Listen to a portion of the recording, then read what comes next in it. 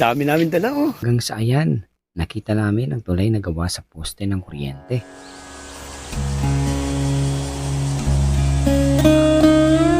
So ito yung dadaanan namin. Poste. Maganda yung spot namin guys. Tingnan nyo naman yung ilog. Dito oh. Sapat na ang magandang samahan, simpleng pagkain, at ang ganda ng kalikasan para maramdaman mong buhay na buhay ka. Ay, sa kaliwa. Kami.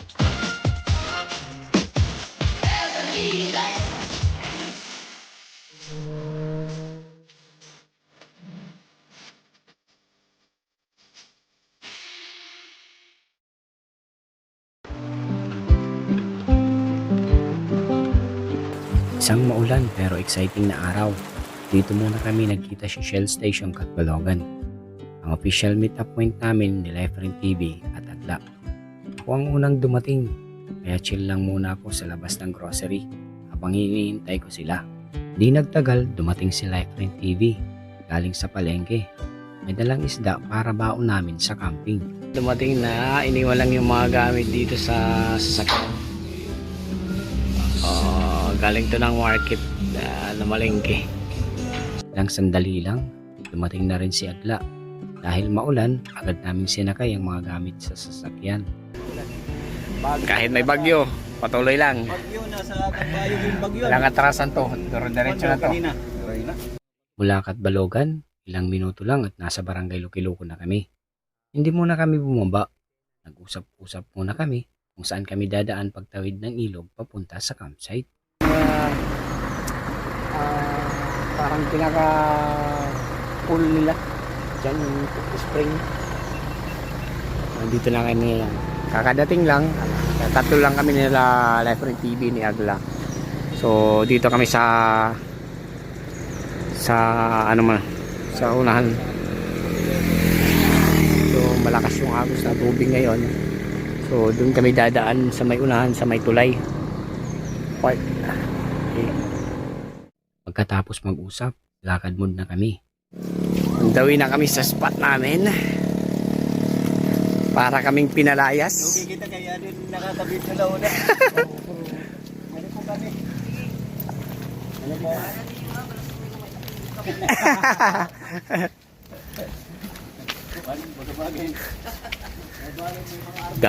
Dami namin dala oh. Jadi po ito?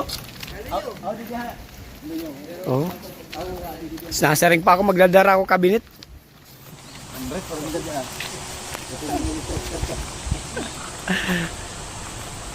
Ay. Okay.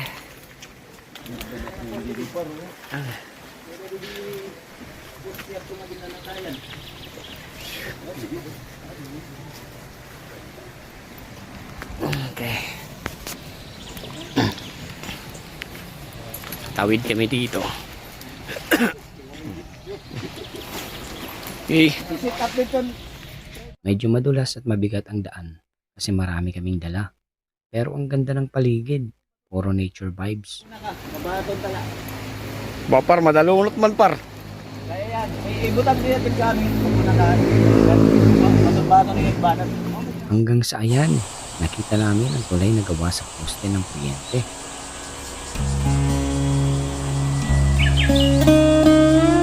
So ito yung dadaanan namin. Poste.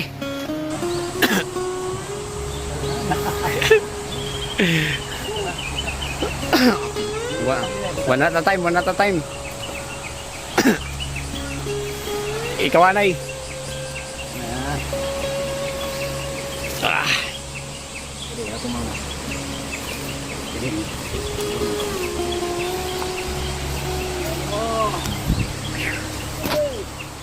Unang tumawid si Agla, habang kami ni Lifeline TV ay namamangha sa ganda ng ilog. Ang lakas ng agos at ang linaw ng tubig. Ang sarap paliguan. Si Agla ang mauna.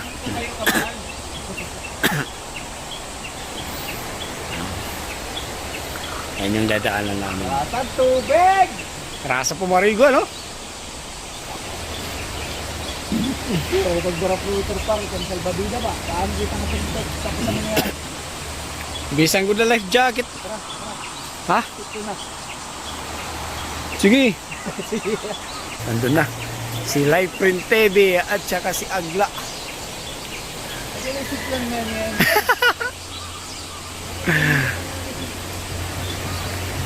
Yan na. Okay.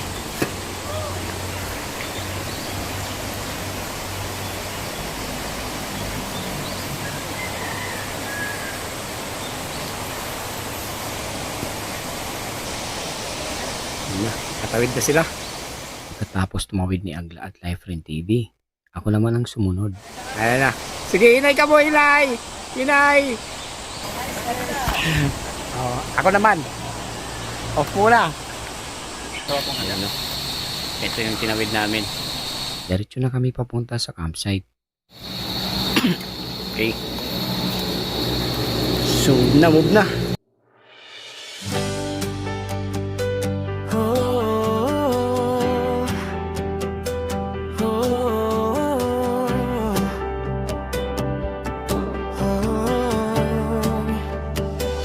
Sa kalsada ng Samar, ako'y naglalakbay, kasabay ng hangin, araw man o ulan ay okay. Mga 10 minutong lakaran lang sa gilid ng ilog at narating din namin ang spot. Okay guys, dito na kami sa site. Yan o, ito yung pipista namin ngayon. Ang ganda ng lugar. Sa gilid ng ilog, malamig ang hangin. Perfect para mag-camping. Dito. Ganda ng spot guys. Kaso lang hindi tayo nakapagdala ng drone. Maganda yung spot namin guys. Tingnan nyo naman yung ilog. Dito oh. Diba? Cold spring yan guys. Tuloy ang biyahe, kahit saan mapadpad. Para sa inyo, bawat kwento ay hahatid ko agad. Sa mga bayan, barangay, tanawin kay ganda. Diba? So mag-set up muna kami ng tent namin. Naglibot muna kami para makapaghanap ng spot na pagtatayuan ng tent. Habang naghahanap ng ulam, sila Agla at Life Rin TV namitas ng pako. Ako taga-masid lang kasi di ko pa alam kung alin doon yung gulay. Hindi lang ako tumutulong kasi hindi ko hindi ko gaano kabisado. Baka iba yung mapulot ko eh.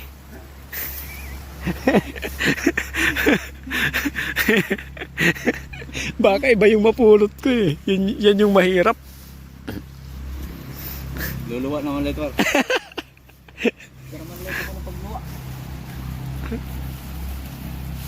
Sinubukan ni Life Rin TV magpalipad ng drone para makuhanan ang paligid. May agla. Yung tubig. Magluluto na kami para sa hapunan namin. Ayun. So habang wala pa, palipad muna ng drone. Habang wala pa siya, Mm-mm. hindi pa dumating. Palipad muna ng drone. Medyo mainit yung panahon ngayon. Pero nagbabadyang umulan. Pero ayaw lumipad. Kaya tuloy na lang sa pagluluto. So yun guys, alam muna kami ng bagul.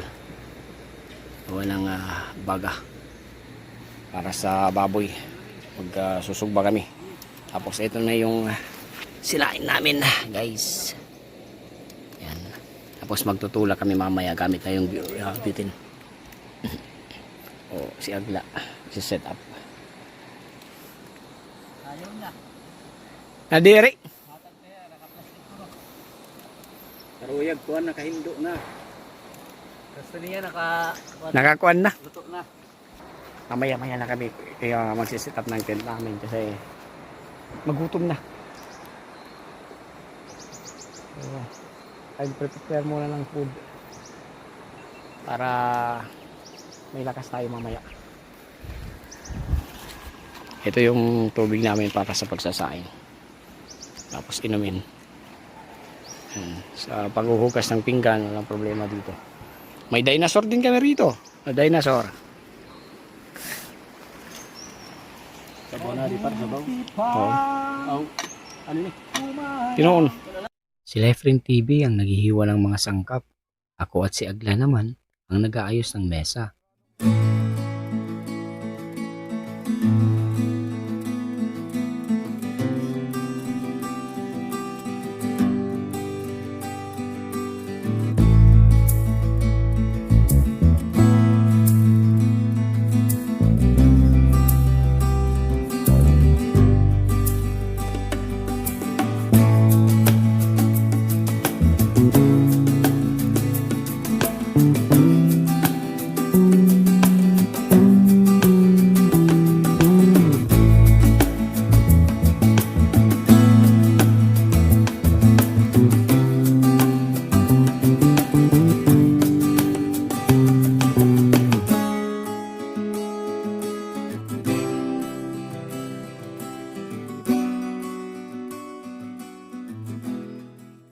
Thank you Lord for the food. Thank you. Amen. Time. Habang kumakain, kwentuhan, tawanan, simple lang pero sulit ang samahan. Par, ito yung isda. Pamakalambat? Natin walang makalambat. Thank you for the grace. Sira na yung sabaw. Ulo par, ulo. Medyo masaplod-saplod par. Si Lefren TV, halatang busog at enjoy na enjoy sa ulam. Alay. Ano ba kita picture, anay? Habang kumakain, napag-usapan na rin namin ang next camping spot.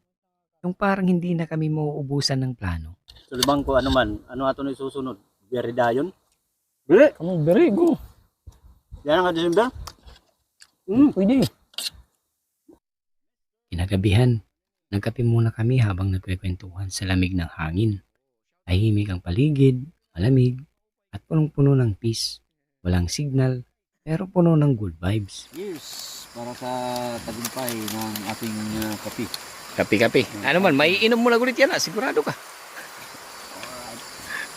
Amoy na yung mga tao aray. Ambisyo. Aray ko! Waray bang ambisyo kundi magservisyo. May maupay nga libangan, magkakamping, magpatanggal stress. Labot na itong pagiging content creator. Stress. Dako gyapon ini nga buli ka para haamon. Kay nare-relax gyapon kami. Nakakatakas kami tamang mga asawa. Ito, amot at maupay. Number one. Ay lang kita nga sa atol-atol na ito ha. Joke. Joke lang. No, ba hindi ka na magpakauli. Bakit pagabutit portahan pag labi-labayon kami. Bakit? Diri pa par, di pa kaya di pa man na-upload. Okay na par, di kita pasudlon. Kaya May mga tent kita. Pag abutin at kawasit balay, pag buklad daw yung tent, ang problema lang yun, makakatraffic ka. balik na lang kita, camping na lang kita. Oo, tingnan kita spot. I-update lang ako kung Magkita makauli na ka. sa awa, no? Ganun ha. Ano yung mga bado. Yeah. Nakandam na nito pating kabilita ka na nagawas. Ginagagyapo no? Pinulang gyapo niya. Kinabukasan, maaga kaming nagising. Sobrang lamig. Ang kapal ng pag. Parang nasa bundok ka talaga. Ako nag-ikot-ikot muna habang si Lefren TV bagong gising pa lang at si Agla nagkakape na. Kwentuhan ulit, tawanan, beruan, morning vibes ba? Grabe. Kagising lang namin. Ay. Sobrang lamig guys. Alas 7:16 na ng umaga. Pero yung pag dito, ang kapal pa rin. Naka-sweatshirt na ako tapos naka-jacket pa. Kasi sobrang lamig talaga. Lalo na kanina mga alas 3, alas 4. Hirap na makita yung dadaanan mo dito.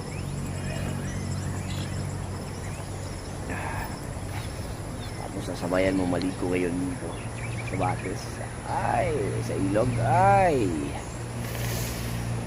Sigurado. Para kang nasa ice plant yan. Sobrang lamig guys. Thank you so much nga pala ma'am sa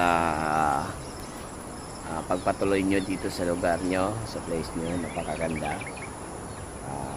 At ma'am, sa susunod lang request, pag in-invite nyo kami ulit dito, pwede pahinaan yung aircon. Masyadong malamig.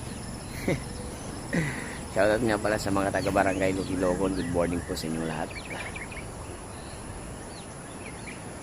Kasama ko sila Life Print TV. Doon dito sa akin.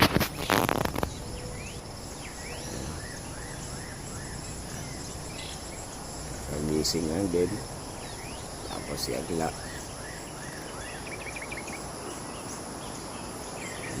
Ni Life Print. Ito yung rent ni Agla. Ito yung sa akin. Sabi.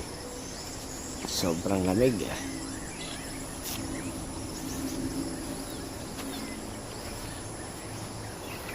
So, makakapagkape ka talaga dito pag umaga.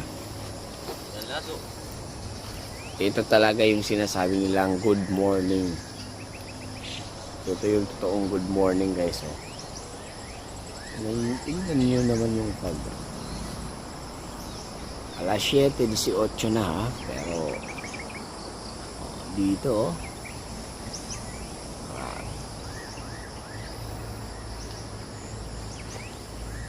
coffee time.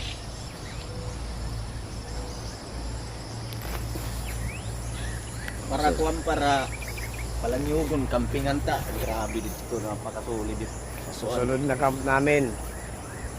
Sulit doon par. Meron na akong ganito. Pansin nyo naman siguro guys. Sila meron. Oh, ako lang yung wala. Dito tiya. Italapad dito tiya par plaza kalapad. Bumili ka na baka palayasin ka. Oh, si papangano lang, pang preparation lang par no. Mas mabuti na yung handa no. Pero parang kalapad ang plaza. Ito, good one. Di, maganda talaga pag meron nito guys. Kasi yung pag umulan man, kahit malakas, hindi directly tatabas sa tent mo. Kagaya ng kay Kuya Nolds, oh, kay Life Print. Hindi nilagay yung outer layer niya. Kasi may may tarp siya sa labas. Ito yung sinasabi kong lugar na kahit alas 8 na Iba talaga pag sanay sa aircon, no. Oh, hindi nag-jacket kahit sobrang lamig na, oh. Mamaya alas 8 na makikita nyo Pag sanay talaga nakatira sa Alaska. oh, pa. Iba talaga. Amerika man la par ko ano la. Amo na Amerika baga pero isakto la. Ito. Anira kasi kay Alaska naglulubas pa yan kung ano. Kita naungani paron Alaska nga. Anadaan ko anan model ang gatas. Wala par din Bird Street. New Zealand para. Bird Street kay dumako naman pero kung ang bata pa kita alaan Alaska nga model ng bata. Amo gud parehas gud. Dumako la. Dumakong buyog. Amo na ito ya Bird Street na kuno ni. Sabi ho. Wow.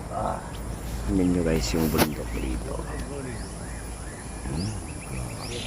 Kapal pa rin kahit alas 7 na. Pasado alas 7 na. Kapal pa rin ang pag.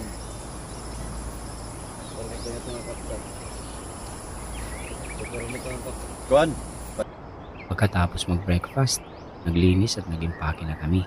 Siyempre, niwan naming malinis ang campsite. Walang kalat, walang bakas ng basura. Doon sa may falls ng Barangay Lukilogon. Tapos punta kami ng Barangay Tenani sa may torpedo boating. Oo, pack up na. Wala na kami mga tent. Malinis na yung lugar. Print TV, Agla. So ito yung mga gamit natin. Nakaimpake na lahat. May sinain pa kami rito. kainang umaga breakfast namin. So hindi nagalaw. Yun. So okay na lahat, malinis na. Yun nga, every time na magka-camp kayo, so bago kayo malis, yung mga basura nyo, linis muna lahat para makabalik pa kayo sa lugar. Okay. So kita-kits tayo guys. Punta muna kami ng falls. Anong falls na to, par? Nasarang. Sa Nasarang Falls guys, Nasarang Falls.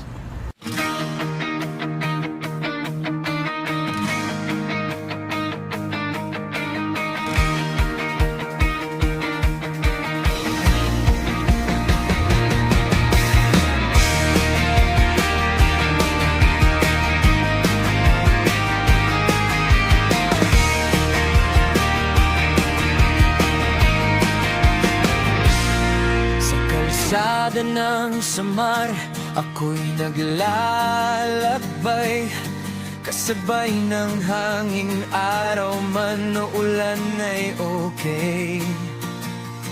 Motor ko ang aking saksi sa bawat tagpo, sa bawat ngiti ng tao, pagod ko'y napapawi rito. Tuloy ang biyahe, kahit saan mapadpad, para sa inyo bawat kwento ay Pagdating sa proper ng Barangay Lukilupon, bumili muna kami ng tubig. Tapos diretso na pa uwi. Shoutout ka na, Nanay Muna kami ng Alicia. mineral water. Malo. Karayo. Karayo akong tigo. Sapat na ang magandang samahan, simpleng pagkain, at ang ganda ng kalikasan para maramdaman mong buhay na buhay ka. Hanggang sa susunod naming adventure mga ka-travel. Salamat sa pagsama. Kita-kits ulit tayo sa susunod na gala. Ako nga pala si Mike ng Summer Traveler. makita.